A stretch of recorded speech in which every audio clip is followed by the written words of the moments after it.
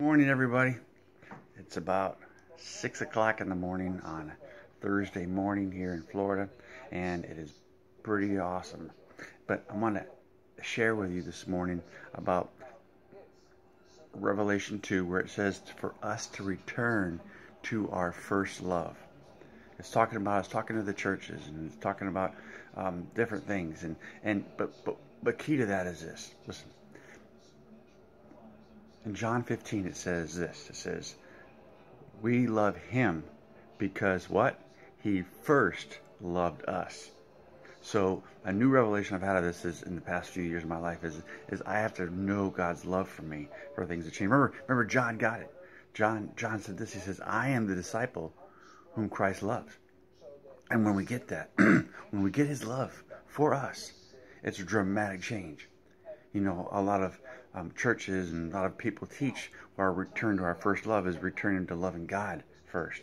But we didn't love him first. He loved us first. Let me give you an example. When I know, my wife and I, when you get newly married, and let's just say anybody gets newly married, you kind of test each other. And maybe in the first time in a relationship, you kind of test each other to see if this person really loves me. I don't know. Maybe you haven't, but there's a revelation when that other person loves you.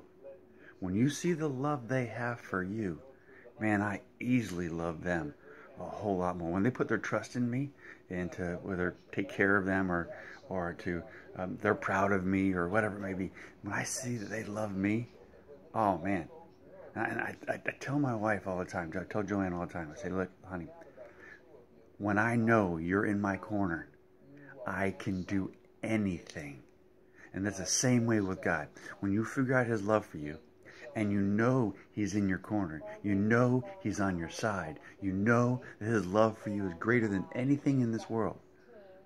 When you figure that out, when you get the revelation of that, dude, you can do anything that he tells you to do. You'll follow him wherever he tells you to go, or wherever he takes you. And so let's do that today. Let's return to our first love.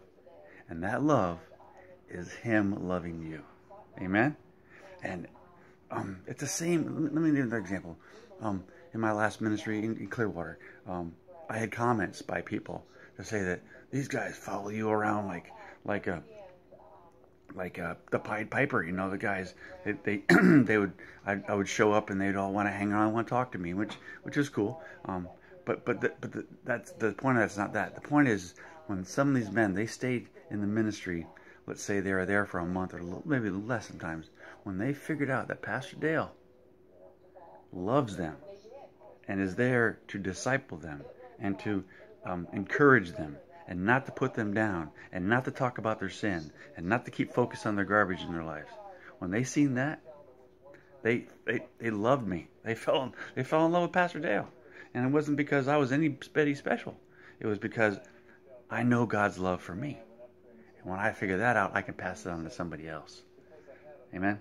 So, in that today, here's your word for the day.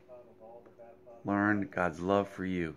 Know that you are the disciple whom he loves. Amen? Love you guys. Be blessed. Have a great Thursday. And I want to bring more of these to you. God bless.